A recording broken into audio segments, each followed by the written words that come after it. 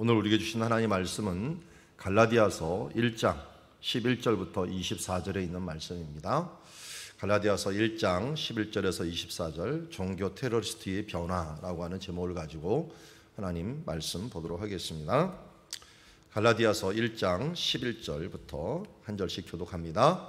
형제들아, 내가 너희에게 알게 하노니 내가 전한 복음은 사람의 뜻을 따라 된 것이 아니니라.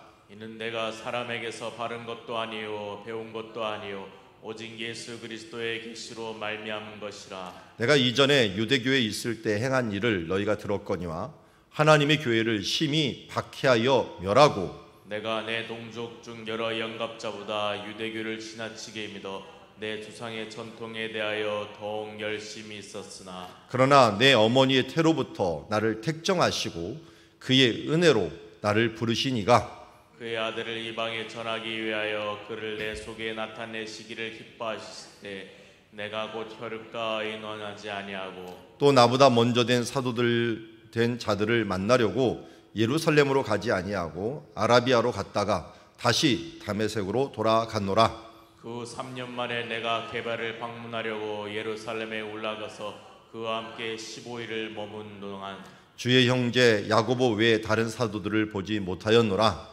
보라, 내가 너에게 쓰는 것은 하나님 앞에서 거짓말이 아니로다. 그 후에 내가 수리아와 길리기아 지방에 이르렀으나 그리스도 안에 있는 유대 교회들이 나를 얼굴로는 알지 못하고 다만 우리를 박해하던 자가 전에 멸하려던 그 믿음을 지금 전한다 함을 듣고 나로 말미암아 하나님께 영광을 돌리니라. 아멘. 우리 사도 바울에 대한 부분들을 이야기할 때 오늘 제목처럼 종교 테러리스트 같은 역할을 했습니다. 현재도 이 이슬람 가운데 이런 원리주의자들, 종교 테러리스트를 행하는 사람들이 있죠. 그와 같은 사람, 자살 폭탄도 감행하는 그런 사람들이 아마도 이 바울, 예전에 사울과 같은 사람이 아닐까 할 정도로 열심은 있는데 어떤 열심이냐 봤더니 13절에 이전에 유대교에 행하였을 때 교회를 박해했는데 14절에 내 동족 중 여러 영갑자보다 유대교를 지나치게 믿어 내 조상의 전통에 대하여 더욱 열심히 있었다라고 얘기합니다. 이 열심이 전통에 대한 열심, 하나님에 대한 열심, 유대교에 대한 열심, 종교에 대한 열심이면 이게 교회를 세우는 게 아니라 여기 보니까 13절에 보니까 교회를 심히 박해했다라고 얘기하고 있습니다. 그래서 우리가 정말 중요하게 한 것은 기도를 할 때도 그렇고 행동을 할 때도 그렇고 방향을 확실히 전해야 되고 그것이 어떤 의미가 있는가 하는 부분들을 우리가 확신 가운데 서서 하나님의 뜻을 행하지 아니하면 하나님의 교회를 해할 수도 있다. 하나님께서 분명히 하나님에 대한 열심을 가지고 나는 일을 했다 그랬는데 바울을 보고 사울을 보고 뭐라 하니까 내가 왜 나를 박해하느냐라고 얘기하고 예수님이 뭡니까? 예수님이 교회의 머리인데 결국은 교회를 박해하는 것이고 예수님이 하나님이신데 하나님을 박해하는 자가 됐다는 거예요. 나는 하나님께 대해 열심이고 하나님께 잘해보려고 했는데 그런 경우가 생긴다면 얼마나 불행한 것입니까? 마찬가지예요. 우리 사람 간에도 나는 이 사람을 사랑해야 한다고 그렇게 고백하고 열심히 했는데 잘 보니까 스토킹이 돼버린 거예요. 스토킹이 돼갖고 그야말로 자기 인생은 짝사랑을 넘어갔고 스토킹 수준으로 돼버려갖고 사람을 엄청나게 괴롭혀갖고 그를 그냥 이 정신이 돌게끔 만들 정도로 힘들게 만드는 일들이 지금 세상에서도 일어나게 됩니다. 일방적인 내 열심은 잘못하다가는 상대방을 해하게 할 수도 있다라고 하는 것입니다. 그러기에 우리가 해야 될 것들은 무엇이냐? 그의 뜻을 존중해야 되는 거죠. 그의 사랑의 언어를 알아야 되는 것처럼 우리가 그가 원하는 것이 무엇인가, 특별히 우리가 하나님을 섬기는 일들 또 하나님의 뜻을 구하는 일들에 있어 이 부분들을 놓치지 말아야 됩니다. 여기서도 보니까 그래서 11절에 그렇게 얘기합니다. 내가 너에게 알게 하노니 내가 전한 복음은 사람의 뜻을 따라 된 것이 아니니라. 예전에는 내가 사람의 뜻을 따라서 열심을 냈는데 그런 것이 아니라 내가 사람에게 받은 것도 아니고 배운 것도 아니고 오직 예수 그리스도의 계시로 말미암은 것이다 하면서 예수 그리스도가 내게 직접 나타나갖고 내가 박해하는 예수다 하면서 이 교회의 신앙들을 내가 확증해 준 사람이다 하면서 예수 그리스도께서 받은 사람이다. 그래서 오늘 복음은 삶의 방향을 변화시킬 수 있는 능력이 있다라고 하는 걸 우리 지난주에 보았던 것처럼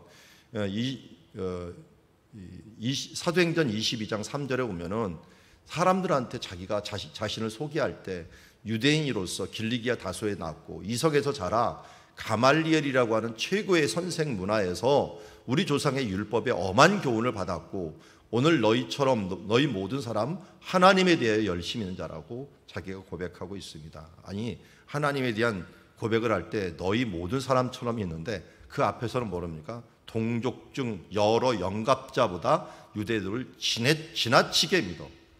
전통에 더욱 열심히 있는 사람이라 그랬으니까 지금 사람이 있어갖고 너희 사람처럼 하겠지만 사실은 너희들보다 내가 더 열심히 있는 사람이었다라고 이야기하는 거죠. 그래서 그가 살기가 등등하고 위협적으로 대지상에 이 공문까지 받아갖고 외국까지 가갖고 종교적인 테러리스트처럼 그들을 잡아오면서 예루살렘으로 잡아오려는 그 일들을 행하였다는 것이죠. 그래서 오늘 우리 말씀하는 것처럼 로마서 10장 2절인데요. 로마서 10장 2절에는 하나님께 열심히 있었으나 자기가 고백을 합니다. 올바른 지식을 따른 것이 아니라 하나님의 의를 모르고 자기의 의를 세우려고 힘써 하나님의 의에 복종하지 아니하였다라고 이 자기 자신을 정리해서 이야기한 게 로마서입니다. 로마서 10장에 하나님께 열심은 있었지만 이게 올바른 지식, 잘못된 지식이었다. 내 자기 의를 드러나는 것이고 하나님의 의를 모르고 행한 것이었다라고 하는 것들을 고백하였습니다. 그런데 이런 나를 왜 하나님께 나를 택하셨는가? 15절에 보니까 내 어머니의 태로부터 나를 택정하시고 그의 은혜로 나를 부르신 이가 그의 아들을 이방에 전하게 하기 위해서 그를 내 속에 나타나시기를 기뻐하였을 때 내가 곧 혈육과 의논하지 아니하고. 교회 핍박할 때 스데반의 기도가 있었죠. 그리고 스데반만 핍박한 것 같지가 않아요. 만약 스데반의 기도만 생각했다면 그런 게 아닌데 그 외에 핍박했던 많은 사람들이 그들이 죽어가면서 스데반과 같은 모습을 했던 것 같아요. 그런 기도를 내가 태로부터 택정함을 받고 은혜로 나를 부르신 그 하나님이 계셨다. 결국은 여러 사람들의 기도도 있었지만 결론적인 건 그들이 기도할 수 있었던 힘은 무엇입니까? 바로 하나님의 은혜로 나를 불쌍히 여겨서 나를 향하여 기도하게 해주셨던 것이죠. 그래서 그의 은혜로 나를 부르셨다. 그래서 왜 나를 부르셨는가 봤더니 이방에 예수 그리스도 하나님의 아들인 예수 그리스도를 이방에 전하게 하기 위해서 내 속에 나타나시기를 기뻐하셨다. 이 사명을 깨닫고 그는 어떻게 했어요? 먼저 사람들에게 가지 않았어요. 예루살렘으로 가지 아니하고 사도된 자를 만나러 가지 아니하고 이 기쁜 소식을 아라비아로 전하기 위해서 담에 갔다가 거기에서 또 박해를 받았고 다메섹으로 돌아오게 된 것을 보게 됩니다. 이건 고린도서에서 나오게 되는데 이 아레다 왕이라고 하는 사람에게 쫓겼다라고 하는데 아레다 왕이 아라비아 왕이에요. 아라비아. 거기에서도 복음을 전하였다가 결국은 쫓겨왔고 다메섹까지 왔고 광주를 타고 도망하는 이런 일들이 있었습니다. 이 앞에서 우리 사도행전 지금 우리가 9장에서 사도 바울이 변하는 모습을 보는데요. 사도행전 9장 15절에 아나니아에게 사도 바울에 대한 사명을 알려주죠. 그래서 주께서 이르시되 가라. 이 사람 사울이죠. 이 사울이라는 청년은 내 이름을 이방인과 임금들과 이스라엘 자손들에게 전하기 위하여 택한 나의 그릇이다. 아나니아는 이거를 받고서 사울에게 알려줬겠죠. 당연히 기도를 위해서 기도하고 그 눈을 뜨기 위해서 기도하고 눈이 뜬 다음에 하나님께서 내게 이렇게 말씀하셨다. 너는 이방인과 임금들과 이스라엘 자손들에게 전하기 위한 하나님의 그릇이라고 말씀하셨다. 이거를 누구의 말로? 예수 그리스도의 말로 그는 바울은 받고 오늘 뭐라고 얘기했어요? 나는 이방인에게 전하기 위해 내 그를 내 속에 나타나기를 기뻐하셨다라고 하면서 갈라디아에서 고백하고 있는 것을 보게 됩니다. 어떻게 보면 사도행전의 뒷부분은 이 15절의 한마디로 다 요약이 되어 있습니다. 이제 이방인을 위한 전도자가 되었고요. 뒷부분에 가서는 임금들을 위한 전도자가 되었고 또 로마에 가서도 그곳에서 이스라엘에 있는 유대인들에게 전하는 일들을 감당하는 일들을 담대하게 전하는 이 모습들을 기록한 것이 사도행전 뒷부분인데, 어떻게 보면 9장 15절부터 나타난 이 모든 본문이 이 사도 바울의 이 여정을 다 요약할 뿐만 아니라 사도행전의 뒷부분 10장부터의 모든 부분들을 요약한다고 할 수가 있죠. 그래서 10장에 고넬료라는 이방인이 이제 불이 붙고, 이 불이 붙어갖고 로마로 돌아가고, 또 이 불붙은 복음을 활성화시키는 것이 11장부터 어떻게 보면은 사도 바울이 감당하는 사람으로 나서는 것을 보게 됩니다. 자, 이렇게 하나님께서 그 방향과 관계를 변화시켜 갖고 오늘 9장 25절에 보니까 밤에 사울을 광주리로 담아 성벽에 달아 내렸다라고 얘기했는데요. 원래는 여기 오기 전에 방금 제가 말씀드렸듯이 이 아래 제 사진을 좀 내려주세요. 지금 바위 틈이 있는 곳이 있어요. 이 바위 틈, 이런 길이 한 2km 정도, 시크라고 하는데요. 2km 정도를 계속 이어진 게 페트라라고 하는 장소가 있어요. 거기 가면 맨 끝에 가면 저렇게 환상적인 궁전 모습이 하나 나오는데요. 여기가 아레다 왕이 수도를 삼고 있었던 페트라라는 장소입니다. 이 아레다 왕이 사도 바울이 뭔가 이 복음을 전하다가 너무 과격하게, 이것도 너무 열심히 전하다 보니까 그들의 종교하고 부딪힌 것 같아요. 그래서 너무 과격하다 보니까 그를 잡으라고 했는데, 이 빨간 화살표에서 도망을 온 꼭대기가 또 다메섹이에요. 그러니까 이곳까지 가서 한 3년 정도를 이 근처에서 복음을 전하면서 이 왕의 대로라고 했는데 전하다가 결국은 도망을 와갖고, 여기에서 이 아레다 왕이 잡으려고 하다 보니까 이곳에서 밤에 제자들이 성벽에 광주리를 달아갖고 탈출을 시켜줬습니다. 탈출을 시키고 어떻게 했습니까? 3년 만에 내가 게바를 방문하려고, 오늘 갈라디아서 1장으로 다시 돌아옵니다. 방문하려고 예루살렘에 올라가서, 이 게바는 누굽니까? 베드로. 그와 함께 15일을 머물렀다. 그러니까 베드로도 있었어요. 그런데 또 사도들이 다 있지는 않았던 것 같아요. 19절에 보니까 주의 형제 예수님의 동생이 있었죠.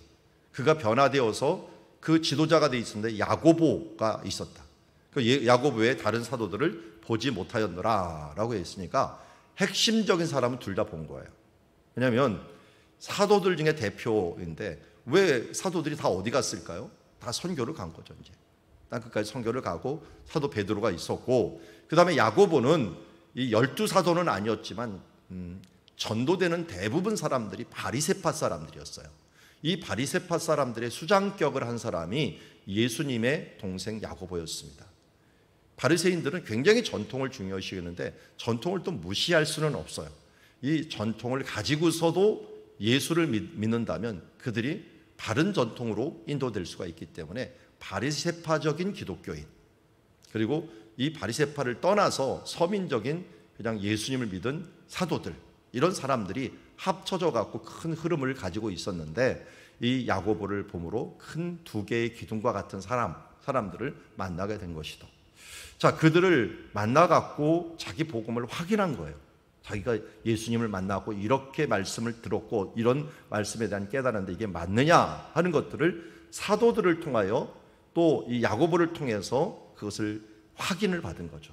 이게 바로 바른 전통을 가진다는 거, 복음의 바른 전통을 가진다는 걸 한마디로 신학교를 다니는 이유, 교단이라는 것을 가지고 있는 이유, 또 교단에서 서로 통제를 받는 이유는 자칫 잘못하다면 이단적인 요소들을 가지고 나가기 때문에 그렇습니다.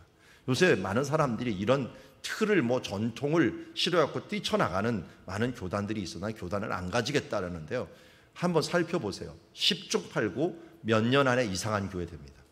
이거는 교회 역사가 보여주고 있어요. 예전에 여기 예루살렘 교회가 있었는데, 예루살렘 교회가 이 주후 67년경에 로마가 침략을 합니다. 침략을 했을 때 하나님 예수님께서 산 위로 도망하라라고 하는 말이 있어갖고 이 멸망에 가증한 것이 오기 전에 산 위로 도망을 했어요. 그래서 펠라라고 하는 그 길르앗 쪽에 있는 산 위로 도망을 기독교 공동체가 도망을 했습니다. 그런데 어떻게 하다 보니까 그 공동체가 고립이 돼 버렸어요. 한 100여 년, 길게는 200여 년 지난 다음에 이 종교, 그 기독교 신앙을 가진 사람이 순례하다가 그 공동체를 만난 거예요. 예루살렘 공동체를. 근데 그 종교가 이상한 종교가 돼 있었다라는 기록이 있어요. 분명히 예루살렘 교회인데도 불구하고 홀로 고립이 돼 있다 보니까 자기 나름대로 자기 소견에 오른 대로 하나님을 믿고 예수 그리스도를 섬기면서 이상한 종교가 돼 있었어요. 이거는 유대교는 더 심해요. 유대교는 예레미야 시대 때 애굽으로 도망갔던 사람들이 저기 나일강 상류, 바벨론을 피하고 상류 엘레판틴이라고 하는 섬에다가 자치 나라를 만들어요. 그리고 거기다 성전까지 만들었고 섬겼던 일이 있었어요. 그런데 다른 사람들은 바벨론에서 돌아왔는데 이 사람들은 애굽에서 돌아오지 않고 자치적으로 살았어요. 그리고 고고학 발굴 결과 그들의 문서들이 발견이 되었는데 거기서도 이상한 종교로 만들어져 있었다. 분명히 성경을 믿는 사람들, 가지고 간 사람들이 자기 소견에 오른 대로 그러니까 이상한 종교가 돼 있었다는 거예요. 우리 교회도 마찬가지입니다. 제가 혹시 교주적인 능력을 가져갖고 뭔가 기적을 행하고 해갖고 이제 교단 필요 없다, 통제 안 받겠다 해갖고 가보십시오. 뭐 독립교단은 둘째치고 이제 그것도 필요 없다. 우리는 하나님만을 섬기고 하나님에 대한 열심을 가지고 하겠다는 이상한 종교가 가 있습니다. 그게 바로 우리 지금 한국교회 가난한 성도가 위험한 이유 중에 하나입니다. 가난한 성도가 뭔지 아시죠? 거꾸로 가면 안 나갑니다. 안 나가. 예수는 믿는데 안 나가는 사람, 이 사람들은 교회 안 나가고 그냥 자기 혼자서 예배 드리는 사람들이 있어요. 10중 8구 이 사람 똑같아집니다. 사도 바울이 그래서 이거 놓치지 않으려고 사도들한테 별로 안 좋아했어. 사도 자기 이 바리새파 사람은 너무 안 좋아했어. 그런데도 끝까지 그들과 전도여행 끝나면 교제하고 이 이방 교회를 계속 하려고 하는 것들은 내가 아무리 힘들고 내가 아무리 좀 안 입곱더라도 이러다가는 잘못했다가 우리가 서로 하나님이 교회를 만든 이유는 통제를 받지 않으면 이상한 종교가 될 수 있다는 것입니다. 우리가 장로교라고 하는 이유가 있습니다. 목회자가 혹시 이 잘못된 길을 갈까봐 장로님들과 함께 연합해갖고 하나님의 나라를 이루어간다는 거예요. 장로님들과 연합하고 또 교단과 함께 연합하고 하면서 하는 이유가 우리가 조금 불편하더라도 바른 길을 가고 혹시 잘못하면 툭툭 쳐지면서 바른 길을 가게 하기 위함입니다. 가정이 있는 이유도 그렇고 교회와 연합이 있는 이유도 그렇다는 것입니다. 그래서 사도 바울도 이제 3년 만에 교정을 받는 시간을 가지죠. 자기 나름대로 이렇게 은혜를 받았고 했지만 이 예루살렘에 와서 또 한 번 교정을 받고 그리고 이제 교회의 권고에 따라서 오늘 말씀에도 나왔죠. 교회 권고에 따라서 다소로 보내집니다. 예루살렘에 있을 수 있었어요. 거기서 자기가 순교하기까지 열심히 있었는데 또 스데반 같은 박해가 일어나니까 교회에서 그렇게 하면 안 된다 해서 교회 사람들이 이야기하는 것들을 순종을 해서 고향으로 돌아갑니다. 그 고향이 어디냐? 길리기아 다소입니다. 길리기아 다소. 그런데 길리기아와 수리아가 붙어 있어요. 그래서 21절에 그 후에 내가 수리아와 길리기아 제방에 이르렀으나 라고 했는데 이곳에 예루살렘 교회에서 어떻게 보면 나가라고 한 거죠.